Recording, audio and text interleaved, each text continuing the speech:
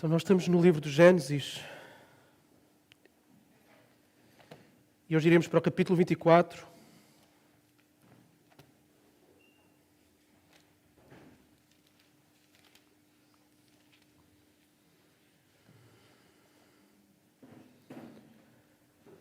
E o capítulo anterior àquilo que nós hoje vamos ver, que era o 23, ele deixou uma tensão no ar. Uma tensão no ar relativamente àquela que é a grande linha condutora de todo o livro do Gênesis. Nós temos já falado desde o início. A linha condutora de todo o livro do Gênesis é a promessa da semente da mulher, da descendência da mulher, a linhagem da mulher que viria para esmagar a cabeça da serpente, os efeitos do pecado, os efeitos da morte. Essa é a grande linha que tece todo o livro do Gênesis, que conduz todo o livro do Gênesis. Tanto que os toledotes, que nós já não vemos há algum tempo, ou seja, a expressão esta é a geração de, esta é a história de, aponta exatamente para mostrar a geração, a linhagem da mulher. E depois, às vezes, aparece também os toledotes, as gerações da descendência da serpente, que tenta anular a da mulher.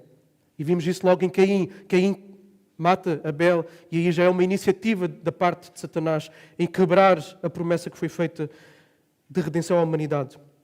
Então o livro de Gênesis trata disto. Esta é a grande chave para nós entendermos o livro do Gênesis e a partir do qual nós temos que interpretar todo o livro do Gênesis. Okay? Então se cada um de nós sair daqui com esta chave interpretativa, vamos sempre poder ler o livro do Gênesis convenientemente. E a tensão que é deixada no capítulo 23, no final, é o facto de Sara, a única mulher da família patriarcal, ou seja, a única mulher da família de Abrão, a quem foi dada a promessa de que da descendência de Abrão, nessa descendência, todas as famílias da terra seriam abençoadas. Então Sara morre. E Sara morrendo morre a única que podia gerar filhos, podia gerar descendência. Então fica aqui uma tensão. Abraão tem um filho, tem um único filho, que é Isaac, mas Isaac não tem esposa. Isaac já tem cerca de 40 anos e não tem esposa. Então fica esta tensão no ar. E o capítulo 24 tem exatamente esse papel de mostrar a resolução dessa tensão.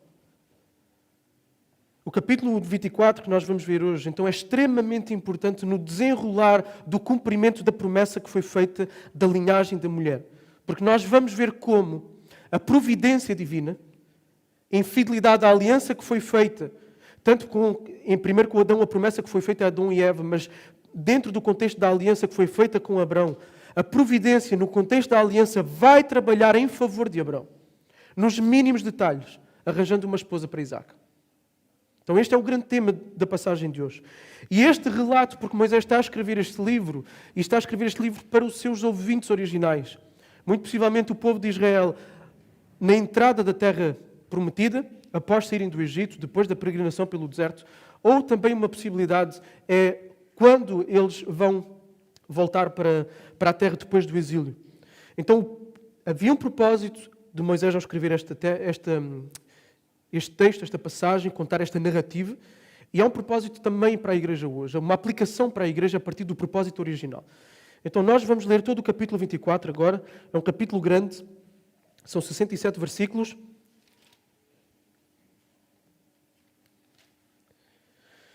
Mas é uma história romântica, por isso passa mais tranquilamente.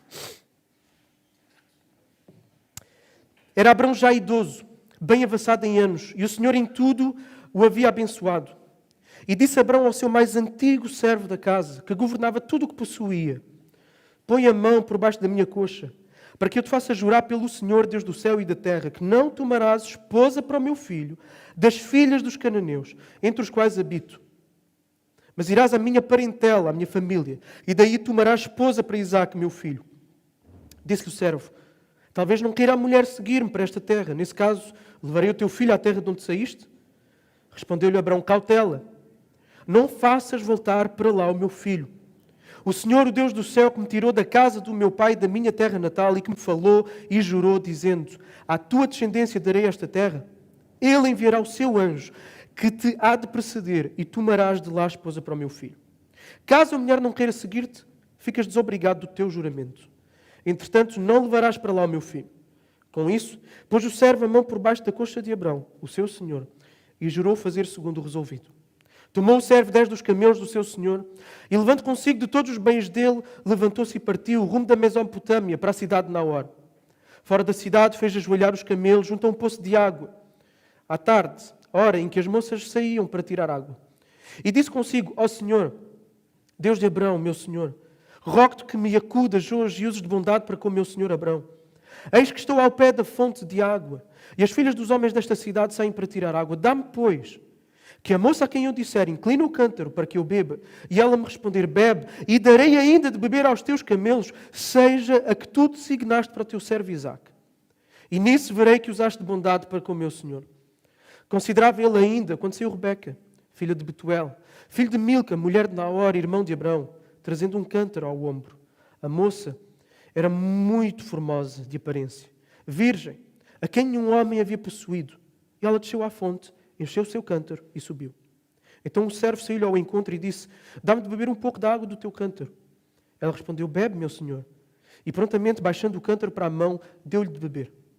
Acabando ela de dar a beber, disse, tirarei água também para os teus camelos até que todos bebam. E apressando-se em despejar o cântaro no bebedouro, correu outra vez ao poço para tirar mais água. Tirou-a e deu-a a todos os camelos. O homem observava, em silêncio, atentamente para saber se teria o Senhor levado a bom termo a sua jornada ou não. Tendo os camelos acabado de beber, tomou o homem um pendente de ouro de meio ciclo de peso e 2 pulseiras para as mãos dela, do peso de 10 ciclos de ouro. E perguntou-lhe, de quem és filha? Eu peço-te que me digas, haverá em casa do teu pai lugar para que eu fique? E a comitiva? Ela respondeu, sou filha de Betuel, filho de Milca, o qual ela deu à luz na hora. E acrescentou, temos palha, muito pasto e lugar para passar a noite. Então inclinou-se o homem e adorou o Senhor. E disse, bendito seja o Senhor, o Deus do meu senhor Abrão, que não retirou a sua benignidade e a sua verdade do meu senhor. Quanto a mim, estando no caminho, o Senhor me guiou à casa dos parentes do meu senhor. E a moça correu e contou às da casa da sua mãe todas estas coisas. Ora, Rebeca tinha um irmão chamado Labão. Este correu ao encontro do homem junto à fonte. Porque quando viu o pendente e as pulseiras nas mãos da sua irmã, tendo ouvido as palavras de Rebeca, a sua irmã, que dizia, assim me falou o homem, foi Labão ter com ele, o qual estava em pé junto aos camelos, junto à fonte. E disse-lhe, entra, bendito do Senhor, porque estás aí fora? Pois já preparei a casa e o lugar para os camelos. Então fez entrar o homem, descarregaram-lhe os camelos e deram-lhes forragem e pasto. Deu-se-lhe água para lavar os pés e também aos homens que estavam com ele. Diante dele puseram comida. Porém ele disse, não comerei enquanto não expuser o propósito a que venho. Labão respondeu-lhe, diz. Então disse, sou servo de Abrão. O Senhor tem abençoado muito o meu senhor e ele tornou-se grande. Deu-lhe ovelhas e bois e prata e ouro e servos e servas e camelos e jumentos. Sara, mulher do meu senhor, era já idosa quando lhe deu à luz um filho. A este deu ele tudo quanto tem.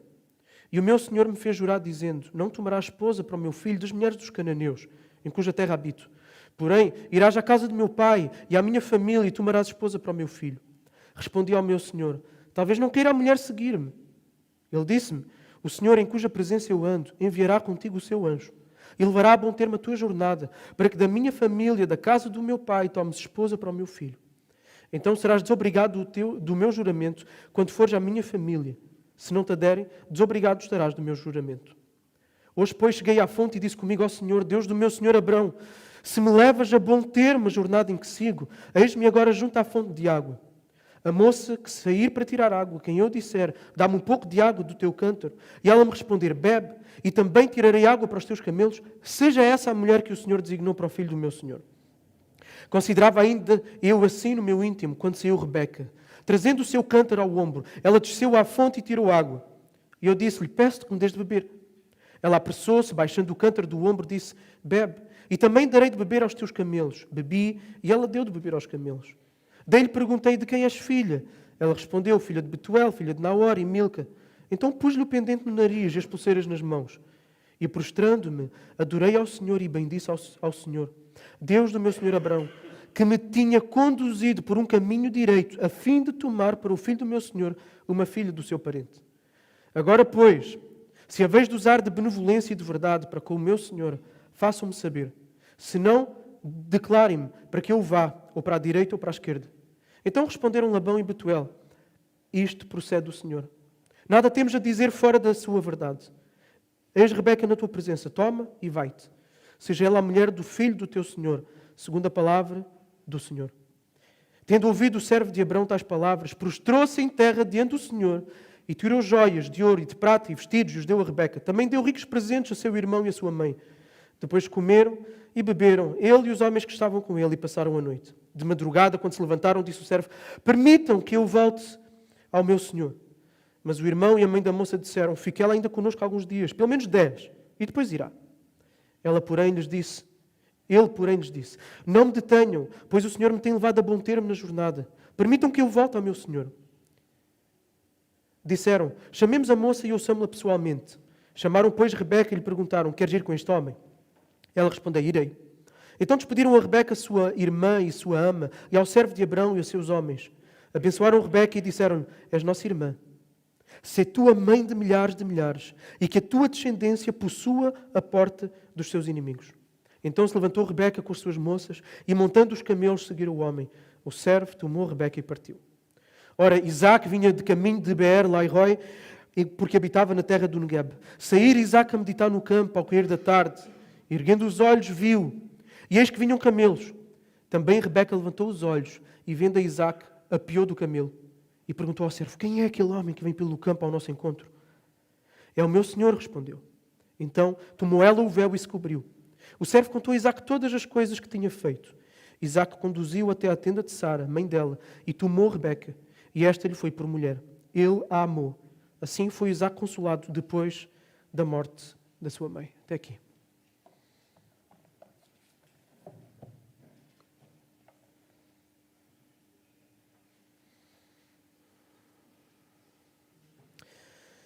Então o versículo 1, se vocês repararem logo no início do capítulo 24, vai enfatizar esta tensão que eu mencionei que vem do capítulo 23, o facto de Sara ter morrido, a matriarca, a única mulher a quem foi dada esta promessa, morreu.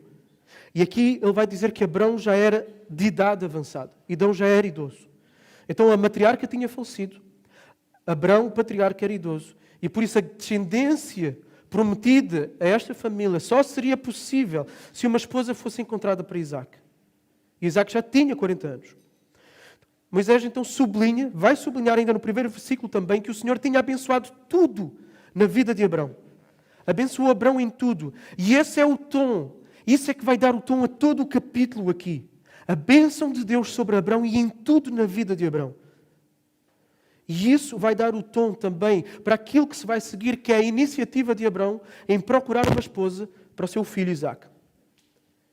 Uma tentação poderia surgir para Abrão de arranjar uma esposa ali das mulheres de Canaã.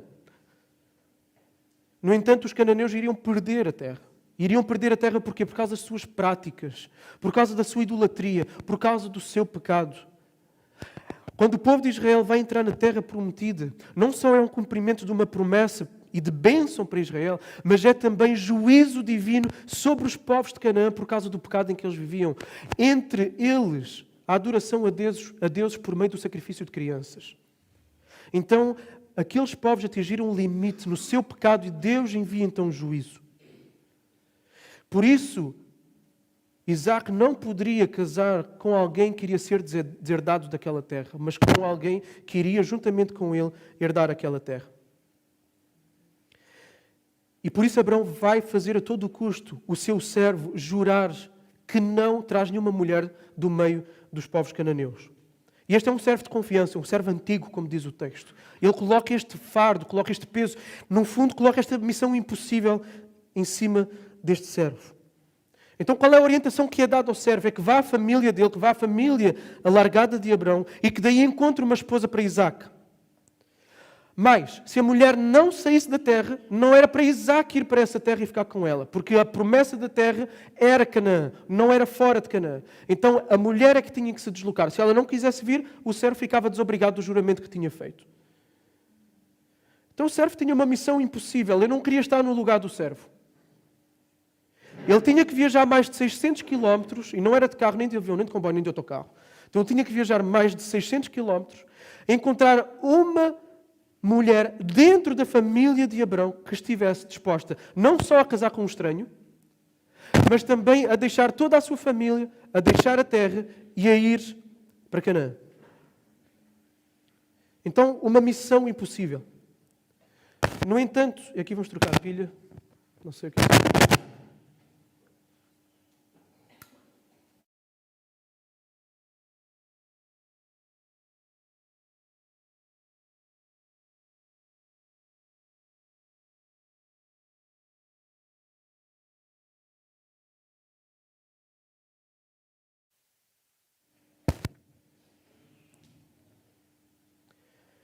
Então, Abraão vai encorajar o seu servo.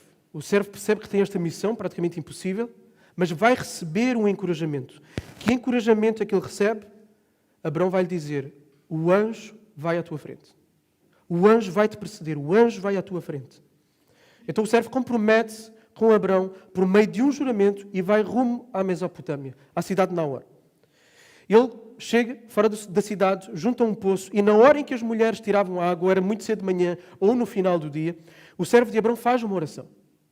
E ele vai pedir a Deus que Deus seja bondoso para com o seu senhor Abraão e que lhe mostre qual é a mulher designada. Então, o servo demonstra fé porque ele tem noção de que há uma mulher designada para Isaac. E ele diz então: mostra-me qual é essa mulher. E ele pede um sinal. Qual é o sinal? É que a mulher que vem que lhe dê de beber não só a ele, mas também a todos os camelos que estão com ele. E essa seria a forma como o servo perceberia que Deus teria usado bondade para com Abraão, dando uma esposa para a filha dele. E este era um grande teste, não era algo simples. Um camelo que fica alguns dias sem beber água pode beber até 94 litros de água. 94 litros de água. Quantos garrafões aqui está? Façam as contas. Os cântaros da altura não levavam mais do que 11 litros. E então isso implica que matar a sede de 10 camelos significaria que eram necessários 940 litros de água. E isso implica que Rebeca fosse até o poço com o seu cântaro de 11 litros cerca de 85 vezes. 85 vezes encher um cântaro com 11 litros, carregar e dar de beber aos camelos.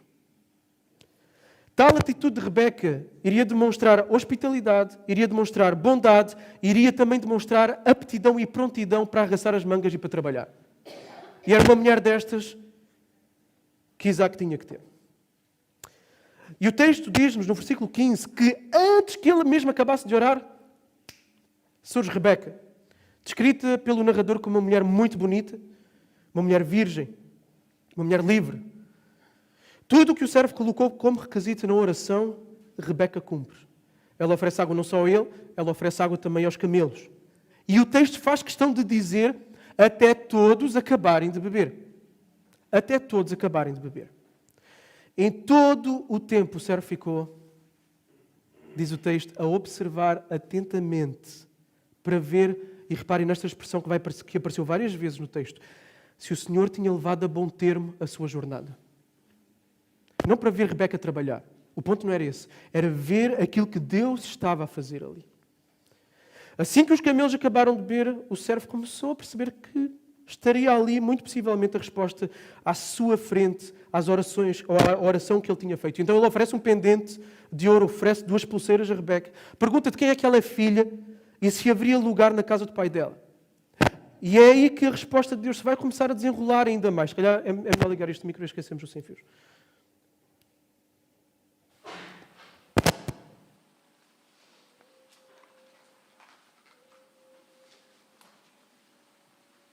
Ela vai dizer então de quem é que ela é filha. Ela é filha de Betuel, e Betuel é filho de Milca e de Naor. E Naor é irmão de Abraão.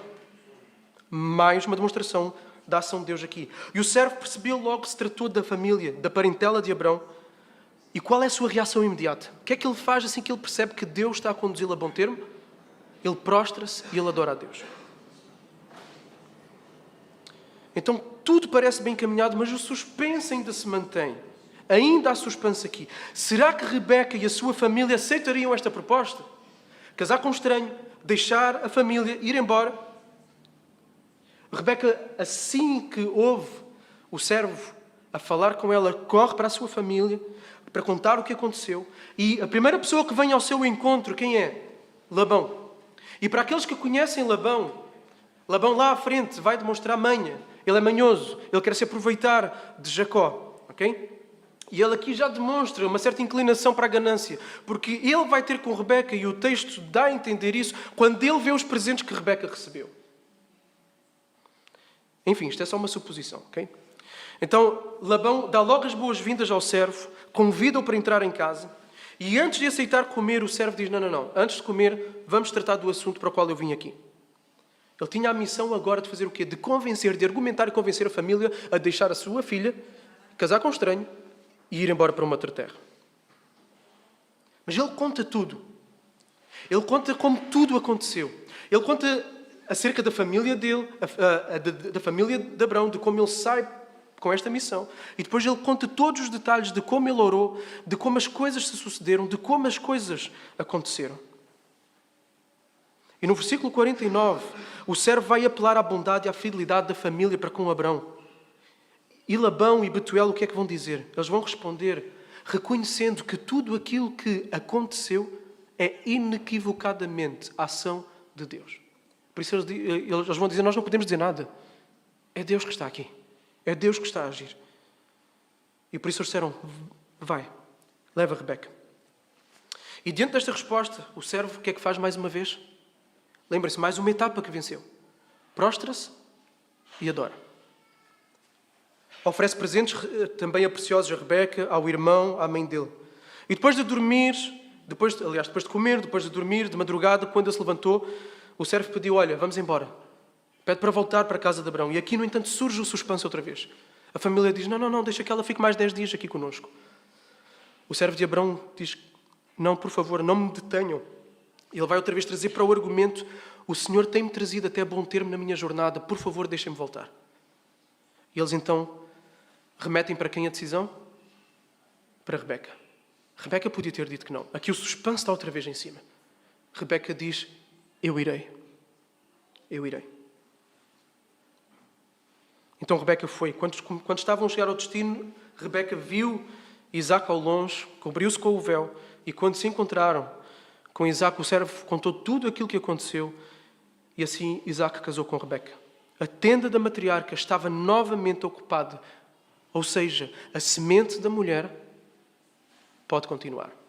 E esta é a chave interpretativa de Gênesis. A redenção prometida por Deus a Adão e Eva está garantida aqui. Em toda esta passagem nós podemos ver a mão de Deus a conduzir tudo nos mínimos detalhes. Tudo. Para realizar os seus planos. No caso, garantir a linhagem, garantir a descendência de Abrão. Cumprir a promessa da aliança que lhe foi feita. E nós vemos nesta passagem Deus a agir, e nós já vamos falar sobre isso melhor, Deus está a agir através das deliberações, das decisões humanas, da oração do servo, da atitude de Rebeca, dos argumentos do servo junto da família de Rebeca, tudo para conduzir o seu propósito e trazer uma nação separada das outras, Israel.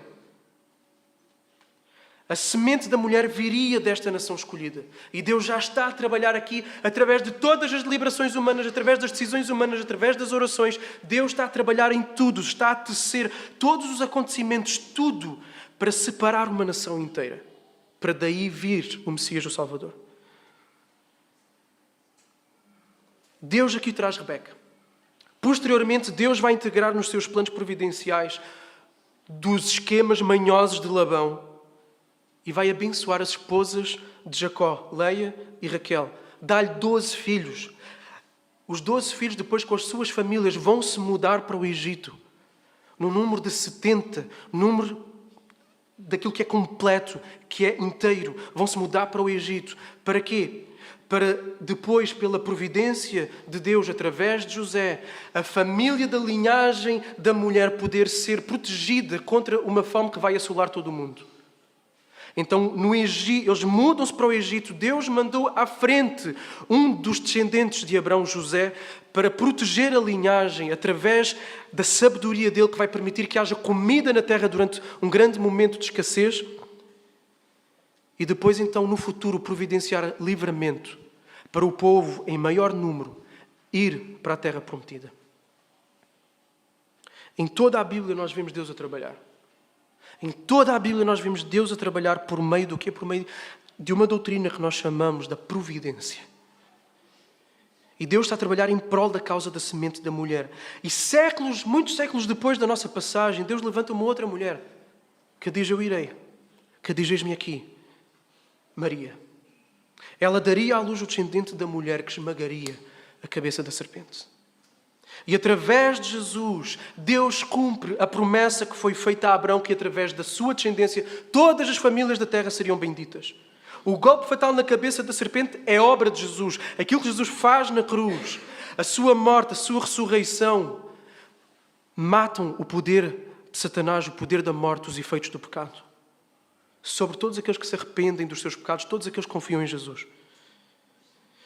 E uma vez que esta narrativa sublinha a soberania de Deus, a providência de Deus, o povo de Israel prestes a entrar na terra prometida, ou então anos mais tarde no exílio, ao ouvir estas palavras escritas por Moisés, pode encontrar o quê nesta história?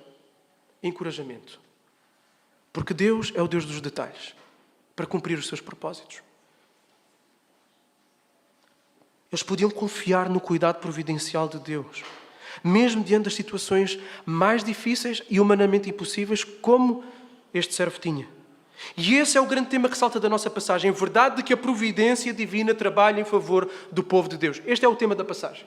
A providência divina trabalha em favor do povo de Deus.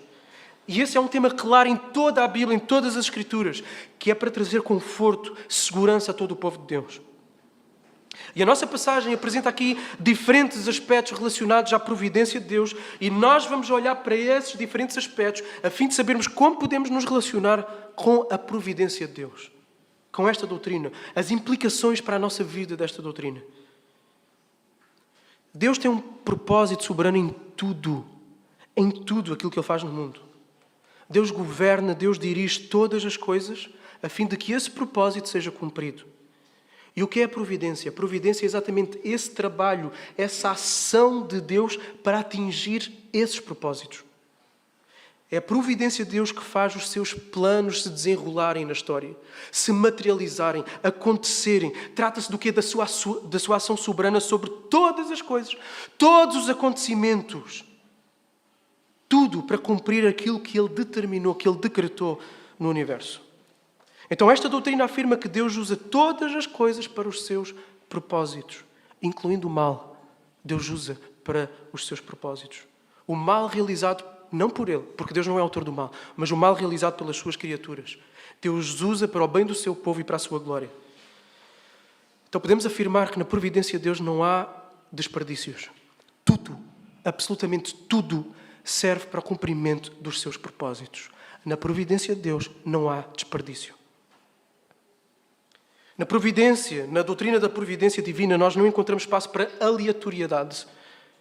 Aliás, um texto bastante conhecido, Provérbios 16:33, diz que a sorte, ou seja, os dados, as sortes, lançam-se no colo, mas do Senhor procede toda a decisão. Não há aleatoriedade, não há acaso. Não há quaisquer acontecimentos fortuitos no universo, nada é por acaso. O mesmo é verdade quanto aos governos, quanto às nações.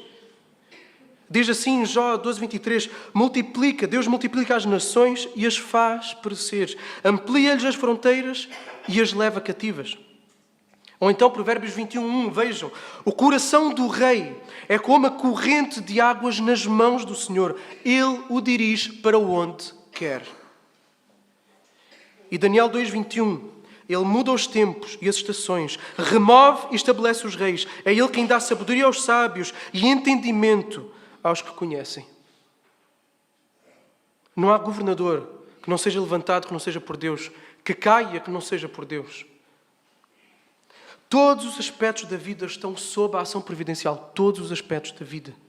Cada dia vem à existência porque foi ordenado por Deus. Nós vemos isso no Salmo conhecidíssimo, Salmo 139, tantas pessoas gostam. Versículo 16. Os teus olhos viram a minha substância ainda sem forma, e no teu livro os dias foram escritos. Sim, todos os dias que me foram ordenados, quando nenhum deles havia ainda. Todos os dias escritos, determinados por Deus. Todos os planos, todas as decisões humanas, todas as deliberações humanas não fogem aos planos de Deus. O autor de Provérbios também declara isso, num versículo também bastante conhecido, 16:9. O coração do homem planeia o seu caminho, mas o Senhor lhe dirige os passos. não há nada que não esteja debaixo da soberania de Deus. Como dizia Spurgeon, não há um grão de pó quando nós abrimos a janela de manhã e o sol incide e nós vemos aqueles grãos de pó, aquelas poeiras. Não há um que não esteja onde não deve estar. Cada um está no seu devido lugar. Cada átomo em obediência ao decreto do Rei do Universo. É Deus quem governa também a natureza. Salmo 104, 14. Fazes crescer erva para os animais e verdura para o homem, de modo que da terra ele tira o alimento. No entanto, nós sabemos, então, há leis da natureza, não há? Há processos químicos, há processos físicos, que fazem, por exemplo, a erva crescer, e que sem eles a erva não cresce. No entanto, quem determinou essas leis da natureza? Foi Deus. Deus é a causa primária de todas as coisas. Deus não anula os processos. Deus não anula as leis que Ele mesmo estabeleceu para o funcionamento do mundo, mas Ele faz o que Ele faz com que tudo, que mesmo dentro desse funcionamento, todo esse processo natural, Ele faz com que tudo cumpra lá no fim o seu propósito. Tudo. E o mesmo diz respeito em relação ao homem. De igual forma, mesmo Deus sendo a causa de todas as coisas que acontecem, há dois aspectos importantes a realçar. De uma forma misteriosa, e aqui prestem atenção, de uma forma misteriosa, Deus já age soberanamente, mas sempre garantindo a nossa capacidade de tomar decisões voluntárias e responsáveis com resultados que são reais, eternos e pelos quais nós vamos responder. De uma forma misteriosa, Deus já age soberanamente, Deus decretou todas as coisas, mas Deus usa a nossa capacidade de tomar decisões que são voluntárias para atingir os seus propósitos. E aqui entra o mistério. É um mistério divino. A Bíblia não mostra como é que Deus combina o seu controle providencial e como ao mesmo tempo as nossas decisões são reais e voluntárias.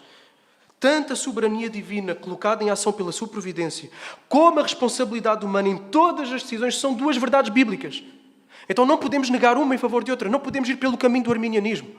Não podemos ir pelo caminho do pelagianismo, de negar a soberania divina, que Deus decretou todas as coisas, que Deus desde antes da fundação do mundo elegeu aqueles que iriam ser salvos.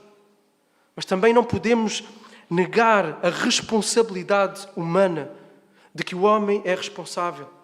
Então o reverendo Augusto Nicodemos aqui ele usa de uma analogia que nos ajuda, pelo menos a entender um pouco do funcionamento das coisas aqui. É como a trilha do comboio. Nós temos uma linha, temos a outra, e temos travas no meio, de madeira.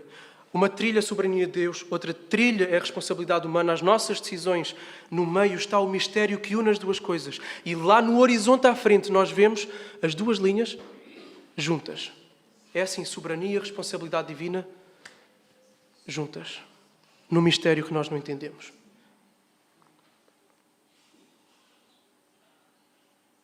Tudo no final vai acontecer como Deus decretou. Tudo no final redundará em glória para Ele e para o bem da sua igreja. Vejam, porque se Deus não é soberano sobre todos os detalhes, mínimos detalhes de tudo aquilo que existe, acontece e acontecerá. Se Deus não é soberano, que garantia que a igreja tem, que garantia que o povo tem, que garantia que as pessoas têm do cuidado amoroso, bondoso e todo-poderoso de Deus na sua vida? Que garantia nós temos que o último livro da Bíblia acontecerá tal qual como foi escrito? Se Deus não for soberano sobre tudo. Porque todas as coisas, diz o apóstolo Paulo, são dele, são por ele e são para ele, e a ele seja a glória eternamente. Romanos 11:36. E é em função da sua glória, em função do bem do seu povo, que Deus põe o plano da redenção da humanidade através de Jesus, prometido no Antigo Testamento, prometido a Abraão, em ação. Nesse sentido, nós encontramos na passagem uma excelente ilustração de como Deus age providencialmente, soberanamente sobre tudo, e como o ser humano se deve relacionar com esta soberania. Então nós vamos tirar alguns aspectos, 5 aspectos, daquilo que a providência, daquilo que abraçar esta doutrina, daquilo que ter esta doutrina diante de nós, crer nela, acreditar nela, nos vai levar a fazer e a ser. Em primeiro lugar, a providência leva-nos a confiar e a descansar. Okay? A providência leva-nos a confiar e a descansar. Foi prometido ao servo pelo próprio patriarca que Deus enviaria o seu anjo na sua frente. O anjo vai na tua frente, o anjo vai te preceder para conseguires uma esposa para Isaac. E ao longo da passagem nós vemos a providência ser descrita de várias formas. Vemos ela ser descrita como os acontecimentos a terem bom êxito. Vemos ela ser descrita como os empreendimentos tornarem-se prósperos ou terem sucesso, ou de a jornada ser levada a bom termo. São tudo expressões que mostram aqui a providência de Deus. Também é destacado como a ação de Deus é como? Ela é adjetivada como? Ela é adjetivada como sendo boa, em bondade para com o servo Abrão. Ou seja, há a confiança que a providência divina conduz todos os acontecimentos aonde? A um bom termo, a uma bondade. Que ela age em bondade para com o servo, para com Abrão, com quem Deus fez uma aliança. E este aqui é importante. Aliança. Esta providência divina que age em amor e bondade é por causa da aliança. É por causa do contrato que Deus fez com Abrão. Uma promessa que Deus fez. Deus é fiel a si mesmo. E é por causa dessa fidelidade àquilo que Ele prometeu que Ele vai agir em bondade para com Abrão. Porque em Abrão não há qualquer mérito, como nós já vimos. Abrão pecou. Abrão falhou para com Deus. Mas Deus é fiel à sua aliança. Então é dentro do contexto da aliança que Deus age e coordena todas as coisas visando abençoar, visando fazer prosperar aqueles que estão onde? Dentro do contexto da aliança. Não aqueles que estão fora, mas aqueles que estão dentro do contexto da aliança. Abraão tinha uma aliança com Deus, por isso o soberano da história faz com que tudo vá na direção daquilo que Ele prometeu a Abraão no contexto da aliança. E nós hoje nos encontramos na aliança com Deus por meio de Jesus Cristo. Nós fomos unidos a Cristo. Os sinais dessa aliança, batismo e ceia, o sinal da aliança com Abrão, circuncisão. Nós somos alvos por estarmos unidos a Cristo. A mesma bênção que é para Cristo é para nós. O mesmo amor que é para Cristo é para nós. A mesma promessa de herança que é para Cristo é para nós. Então nós, estando unidos a Cristo, estamos numa aliança com Deus. E Deus vai trabalhar então a nosso favor. Na sua providência, Ele vai levar a bom termo a nossa jornada. A nossa peregrinação terá sucesso, tal e qual como teve a deste servo. A nossa jornada vai chegar a bom termo, não por qualquer coisa boa em nós, mas por causa do contexto da aliança. Por estarmos unidos a Cristo, por Cristo. Então a nossa jornada vai chegar a bom termo. E por isso temos aquele versículo famosíssimo que tanto gostamos de dizer aos outros, relembrar a nós próprios. Sabemos que Deus faz com que todas as coisas cooperem, concorram para o bem daqueles que o amam, dos que são chamados segundo o quê?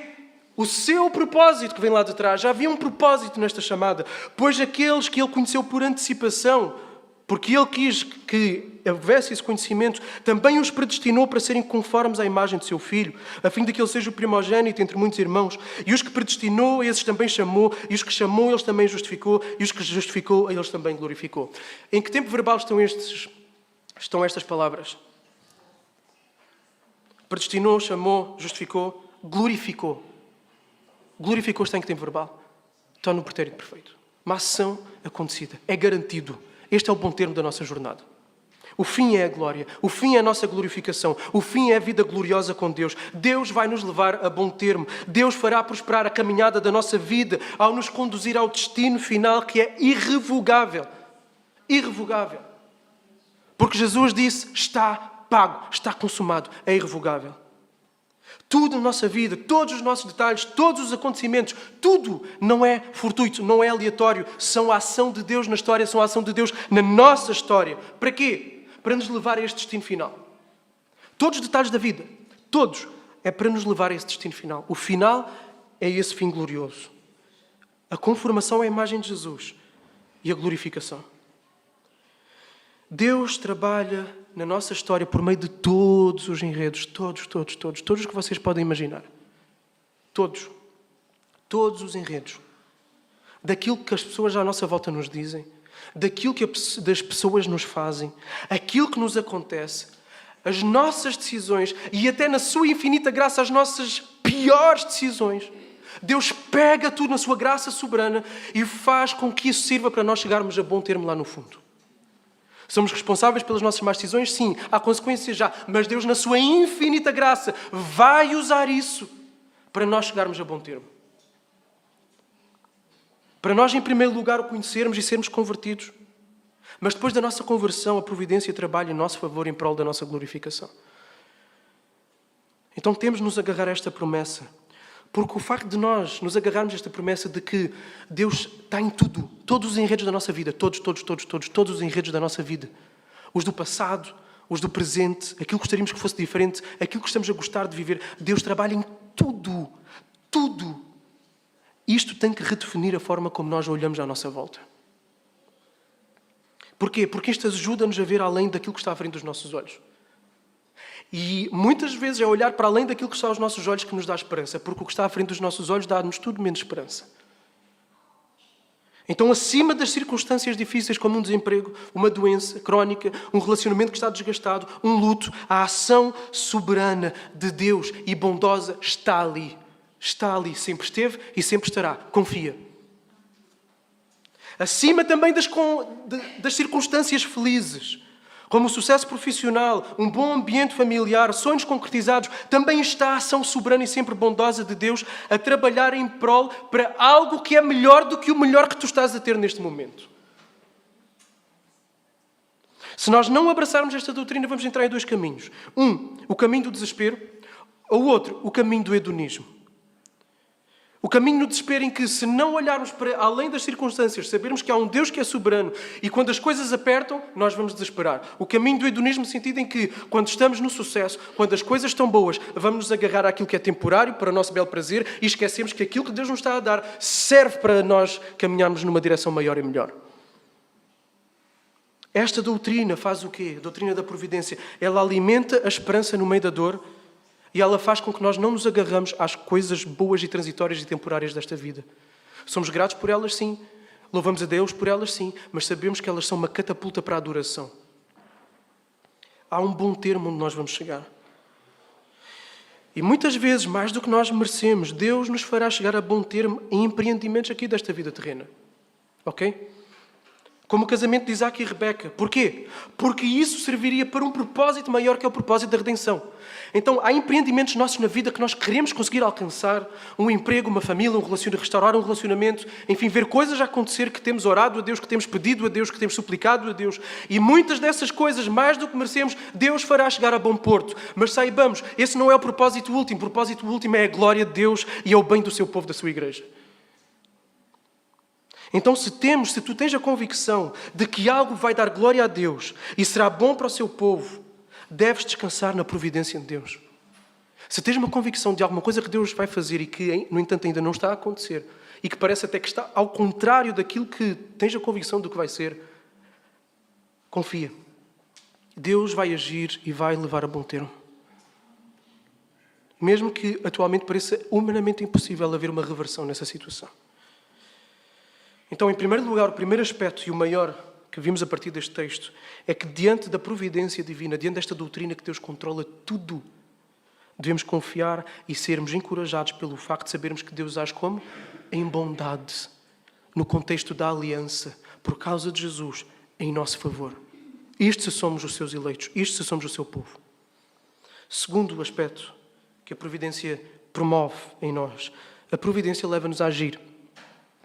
Então, ao mesmo tempo, esta passagem mostra-nos como, diante da providência, nós não devemos ficar de braços cruzados. Abraão disse ao seu servo, olha, o anjo vai à tua frente.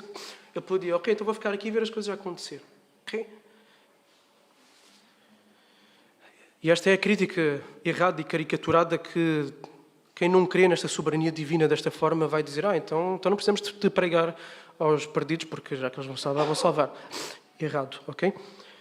Não é porque há a promessa de que Deus conduzirá os acontecimentos a bom porto que significa que nós assumamos uma postura passiva. Ok? Na nossa passagem de hoje, nós vemos o servo a agir com a promessa de que o anjo do Senhor iria à sua frente. Ele age porquê? Ele age fruto do combustível desta promessa. E é aqui que está a chave, é aqui que está, como dizem os brasileiros, o pulo do gato. Ok? O facto de sabermos que Deus determina, que Deus faz acontecer, que Deus vai levar a bom porto, na verdade é o melhor combustível que nós podemos ter para agir. Porque sabemos que nas nossas ações não há ações desperdiçadas. Sabemos que nas nossas ações não há ações que caem em saco roto. Deus usa tudo. Tudo. O servo confiou em Deus. Isso fica evidente várias vezes. O servo agiu, ele agarrou nos camelos, interagiu com Rebeca, argumentou com a família e levou-a para junto de Isaac. A ação do servo foi o instrumento de Deus para cumprir os seus planos. A ação do servo foi o instrumento para cumprir os decretos de Deus. Decisões reais do servo, decisões voluntárias do servo, foram o instrumento por meio do qual Deus leva a bom termo a jornada que Ele prometera antes. Nós podemos falar de dois tipos da vontade de Deus. Podemos falar da vontade especial, à qual nós não temos acesso, e a vontade revelada de Deus, que é aquilo que Ele mostra por meio da sua palavra, do seu Espírito, através da palavra. E é no cumprimento, e eu quero sublinhar isto aqui, é no cumprimento dos nossos deveres ordinários, cristãos, do dia a dia, que nós podemos assistir em primeira fila, com um senso de gratidão no coração, com um senso de reconhecimento da bondade de Deus, com um senso de reconhecimento da glória de Deus, àquilo que Deus faz acontecer. Não sabemos o fim das coisas, não sabemos o resultado das ações, mas sabemos do quê? Sabemos dos meios que nos dizem respeito e para os quais nós somos chamados a obedecer. E é isso que vai levar a bom termo aquilo que Deus planeou. A situação A ou a situação B. Não sabemos qual é.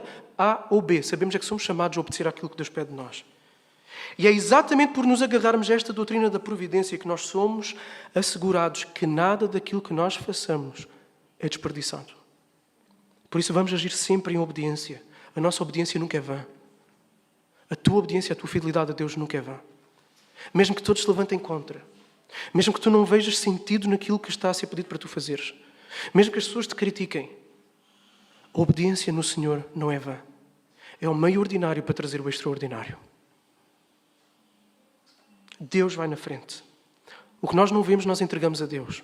Aquilo que nós vemos, somos chamados a dar resposta. Então confia em Deus que vai na tua frente. E um versículo que exemplifica bem o casamento entre a soberania divina e a nossa ação, a nossa responsabilidade, está em Filipenses 2, 12 e 13, que diz assim: Meus amados, como sempre obedeceram, não somente na minha presença, porém muito mais agora na minha ausência, realizem a vossa salvação com temor e tremor. Porque é Deus quem produz em vocês tanto o querer como o realizar segundo a sua boa vontade. O realizar aqui a salvação não é no sentido de adquirir a salvação. Aqui a salvação é no contexto da santificação. Trabalhem em prol da vossa santificação, diz aqui o apóstolo Paulo, trabalhem em prol da vossa santificação. Mas no versículo 13 ele vai dizer: quem produz o querer e o efetuar, ou seja, quem te dá esse desejo do coração e quem te faz com que isso se desenrole e de facto se materialize, é Deus. Então temos aqui temos um paradoxo. Trabalha a tua salvação, trabalha a tua santificação. E se isso acontecer é porque Deus te deu o desejo e a possibilidade de fazer, de o efetuar. O nosso esforço humano não é uma violação da vontade soberana de Deus. É exatamente a nossa obediência é o meio por meio do qual Deus faz acontecer aquilo que Ele quer que aconteça. Instrumento. O desejo de fazer o bem vem de Deus, mas Deus também trabalha no crente para gerar escolhas reais do próprio crente, de modo a que esses desejos resultem em ações que cumprem os seus planos. Então somos chamados a obedecer à vontade revelada de Deus, que está na sua palavra, aquilo que Deus nos mostra, aquilo que o Espírito nos mostra para fazer. E essa obediência vai ser o quê? Essa obediência é uma evidência que Deus está ali no nosso coração, da sua graça divina, da sua presença em nós. Então o segundo aspecto que queremos destacar aqui é que diante da providência de Deus, nós devemos agir, não devemos ficar braços cruzados. Terceiro aspecto. E está muito ligado a este aqui, mas eu quis separá-lo para lhe dar destaque. Aquilo que foi dito em relação à nossa ação face à providência pode ser dito em relação a isto aqui. A providência leva-nos a orar. Aquilo que falámos também pode ser dito quanto à oração. Porque podemos perguntar, então, se Deus já determinou tudo, se está decretado o que vai acontecer, do que é que serve orar? Porquê é que vamos orar? Para que orar? Embora o servo de Abraão soubesse que o anjo do Senhor iria à sua frente e iria lhe dar um bom termo na sua jornada, o que é que o servo faz a determinado momento? Quando ele chega ao poço, o que é que ele faz? Ele ora.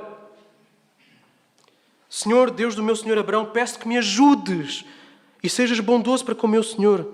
Eis que estou ao pé da fonte de água e as filhas dos homens desta cidade saem para tirar água.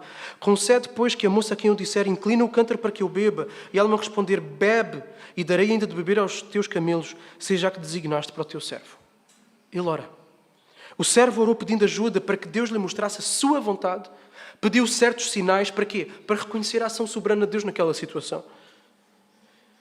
O que é que há aqui na oração que é importante destacar? O que há na oração é uma demonstração de insuficiência, de incapacidade. Há uma manifestação de dependência em Deus. Mas o facto do servo listar uma série de coisas que ele quer ver Deus fazer, vai fazer o quê? O que é que vai fazer? Pelo facto do servo estar a orar e pedir aquilo a Deus, vai fazer que quando a coisa aconteça, ele vai entender que é de Deus. Ele vai perceber a vontade de Deus com clareza. Ele vai perceber a mão de Deus a trabalhar. Deus determinou que a oração fosse um meio de gerar resultados naquilo que Ele decretou para este mundo. Deus tem propósitos bem concretos. Um dos meios de fazer acontecer esses propósitos é a oração. Wayne Grudem, um teólogo americano, vai dizer assim: quando nós intercedemos fervorosamente por uma pessoa ou por uma situação, muitas vezes descobriremos que Deus tinha determinado que a nossa oração fosse o meio que Ele usaria para gerar as mudanças nessa pessoa, nossa situação. É também porque cremos então na providência divina que nós fazemos o quê? Oramos mais. Então é o oposto daquilo que nos acusam. De que, se Deus decretou tudo, então para que é que serve orar? Não. É exatamente porque eu sei que Deus decretou tudo, que eu oro e eu oro com confiança. Sabemos que nenhuma oração é desperdício. Nenhuma oração cai em saco roto. Então quando nós oramos, nós podemos estar a usar a chave que roda a fechadura daquilo que Deus vai fazer na nossa vida e na vida daqueles que estão à nossa volta.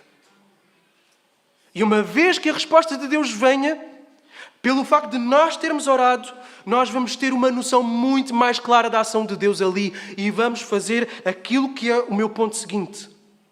A providência leva-nos a adorar. A providência leva-nos a adorar. Quando nós confiamos na ação soberana de Deus, na história em todos os detalhes, como nós acabamos de ver, nós vamos reconhecer quando Deus age. E nós vamos adorá-lo. Porque dizemos, só é possível porque Deus agiu. Ao confiarmos na providência, nós vamos perceber que não há detalhes ligados ao acaso. Tudo é uma linha na mão do tapeceiro que constrói o belo tapete. Em que, embora não entendemos agora, pelo facto de orarmos, sermos sensíveis à presença de Deus, à sua vontade revelada, quando as coisas acontecem, quando nós vemos o pano diante de nós, a nossa boca descai-se e nós adoramos a Deus.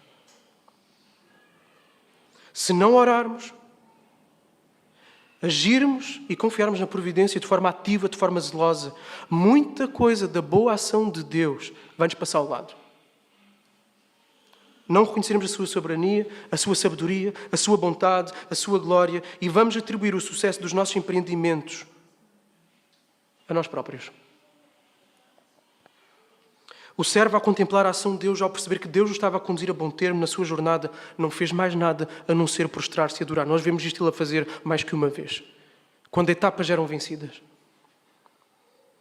Então a providência lembra-nos sempre que há um bom termo, seja nas coisas mais imediatas desta vida, do aqui e do agora, mas principalmente na eternidade. E como eu já disse, nós aí vemos em primeira fila, com melhor qualidade de imagem, sem distorção, a operação de Deus no lugar da oração. E ao assistirmos a isso, vamos adorar a Deus. E vamos conseguir dizer com Paulo, porque todas as coisas são dele, são por Ele e são para Ele. E vamos dizer a Ele seja a glória eternamente. Porque sabemos que há uma doutrina da providência, agimos em função dela, oramos em função dela, vemos quando as coisas acontecem e adoramos. E quinto e último ponto. E isso vai fazer com que o nosso coração esteja de tal forma cheio, por vermos a glória, a ação bondosa de Deus, que nós não vamos conseguir ficar calados. Vamos testemunhar. Então, quinto ponto, a providência leva-nos a testemunhar. O servo de Abraão contempla a ação de Deus em detalhes, percebe como Deus o guiou, conduziu a Rebeca, e foi exatamente esta experiência que ele teve com Deus que ele contou a quem? Para convencer a família de Rebeca, que ele contou à família de Rebeca. E qual é a reação da família de Rebeca? Isto procede do Senhor, Rebeca vai com eles. Eles reconhecem a ação de Deus, porque o servo, fruto de ter visto o que viu, de ter adorado a Deus, ele não ficou calado, ele testemunhou daquilo que Deus fez na vida dele. Quando, pelo facto de nós confiarmos, de nós agirmos, de nós orarmos agarrados à providência divina, quando ficarmos maravilhados face à forma como Deus age, Nós não vamos ficar calados. Nós vamos partilhar alegre, corajosamente, aquilo que Deus tem feito. Pessoas podem reconhecer ou não a ação de Deus naquilo que nós estamos a falar, porque nem todos são como esta família. Eles podem não reconhecer a ação de Deus, mas se nós não falarmos, de certeza é que nunca crerão. E por vezes falta-nos ousadia no nosso testemunho, porque nós não temos sido cheios no nosso coração da contemplação da glória e da ação bondosa de Deus, que nos faz adorar. Uma vida de oração é uma vida de missão, porque quem adora quer que os outros adorem também. Quem anda pertinho de Jesus, quem é sensível ao Espírito Santo, quem vê a ação de Deus, vai falar do que tem visto e ouvido, como os apóstolos. O que era desde o princípio, o que vimos, o que ouvimos com os nossos olhos, o que contemplamos, as nossas mãos apalparam, a respeito do verbo da vida. Pois a vida foi manifestada, nós a vimos, damos testemunho dela e vos anunciamos a vida eterna que estava com o Pai e a nós foi manifestada. Sim, o que vimos e ouvimos, isso vos anunciamos, para que também tenhais comunhão connosco, e a nossa comunhão é com o Pai e com o seu Filho, Jesus Cristo. A providência leva-nos a testemunhar e isso pode levar os outros a crer. Então acheguemos-nos mais perto de Deus para ver em primeira fila o que Ele faz, a fim do nosso coração ser desperto para a adoração e para a missão. E concluindo, há uma história divina a acontecer, a história de Deus. Tudo o resto, todas as histórias das nações, a história da Europa, das civilizações, a história da minha vida, a história da vida da Zulmira, cada uma das histórias vai em direção deste reino que Jesus inaugurou e que irá consumar. Deus trabalha em tudo na história humana com esse propósito. Então não é sobre mim, não é sobre ti, não é sobre José, não é sobre Abraão, não é sobre David. É sobre Jesus. E graças a Deus por isso. Porque é pelo facto de ser sobre Jesus que há um nós em que nós podemos estar inseridos dentro da aliança. Sim, Jesus é-nos dado. Há uma oferta de Jesus por nossa causa, por causa da nossa redenção, mas no fundo é para que a glória que a Trindade possa receber glória, para que a Trindade seja adorada, para que a Trindade seja amada, para que a Trindade seja desejada. E este é o fim de todas as coisas. E isto inclui as nossas vidas. A história do Cordeiro do Universo, que voltará como um leão para julgar a todos, diante do qual todo o joelho se dobrará, inclui a minha e a tua história. Dos mínimos detalhes, do teu pequeno almoço amanhã, do teu trabalho que vai começar, do problema que vai surgir, da tua família, daquilo que não está bem, daquilo que está bem. Tudo está debaixo destas mãos do Deus Todo-Poderoso. E Ele não é só todo-poderoso. Se Ele fosse todo-poderoso, Ele podia ser um déspota. Ele é todo amoroso. Por isso, tudo aquilo que Ele faz é fruto do seu amor e é derramado em nossa direção. Isto se tu estás no Filho. Isto se tu estás em Cristo. Então, nesse sentido, se tu ainda não rendeste a tua vida a Jesus, o Rei do Universo faz isso agora, nesta manhã. Caso contrário, não há uma providência bondosa, amorosa a trabalhar em tua direção. Há juízo que cresce dia após dia e redundará no juízo final. Se já somos dele, então leva esta doutrina bíblica, que é das minhas doutrinas preferidas porque ela alimenta todas as outras. A doutrina da providência divina, da soberania de Deus. Leva esta doutrina no teu coração, que ela aqueça o teu coração. Ela é fundamental na nossa caminhada cristã. Porquê? Porque ela é a única doutrina que nos pode levar a confiar. Porque Ele é soberano e Ele conduz todas as coisas. Só isso nos pode levar a confiar. Segundo, ela nos leva a orar. Terceiro, ela leva-nos... Segundo, ela leva-nos a agir. Terceiro, leva-nos a orar. Ela leva-nos a adorar. E, por fim, ela leva-nos a testemunhar. Eu quero, então, encorajar-te nesta manhã a confiares na ação soberana, bondosa de Deus na história e na tua história por causa da aliança com Jesus. Pelos méritos de Jesus. E tendo em vista isso, eu quero te dizer, tem bom ânimo. E age. Faz aquilo que Deus sabe. Faz aquilo que tu sabes que Deus pede de ti. Continua a semear, continua na dor, continua na alegria, continua debaixo do sol, debaixo da chuva, continua. Crê, espera, confia. Deus tem um propósito que se vai realizar irrevogavelmente. E os planos de Deus para nós são planos de paz e planos de bem. Podem incluir sofrimento? Podem. Mas vão gerar mais paz, vão gerar um bem maior, sempre. Além de agir, ora, não deixes de orar. Porque orar vai ser tu teres os teus olhos abertos para veres e contemplares a ação de Deus em primeira fila. E ao veres isso, vais adorar. E ao teres uma vida de adoração, não vais conseguir ficar calado, vais testemunhar. E outros vão conhecer esse Deus maravilhoso. Vamos orar. Cristo, obrigado porque tudo isto é possível só em Ti. Por estarmos unidos a Ti. Por estarmos nesta aliança. Obrigado, Jesus. Obrigado porque não há detalhe na nossa vida que te escape aos Teus propósitos. Então eu quero te pedir em primeiro lugar nesta manhã que Tu encorajes aqueles que estão desencorajados, aqueles que estão desanimados. Que o Teu Espírito Santo, através daquilo que foi falado nesta manhã, possa fazer ecoar em força renovadora, força esperançosa, durante a semana, esta doutrina. Renova aqueles que estão cansados e desanimados, aqueles que estão diante de paredes que lhes parecem intransponíveis. Recreiam na Tua soberania e ao mesmo tempo que perseverem em oração, hajam. Senhor, ajuda-nos, Pai, a contemplarmos esta doutrina, a agarrarmos, para que nós possamos te adorar melhor, vermos aquilo que Tu fazes e testemunharmos daquilo que Tu fazes, que é maravilhoso. Assim te pedimos, te agradecemos, no precioso nome de Jesus.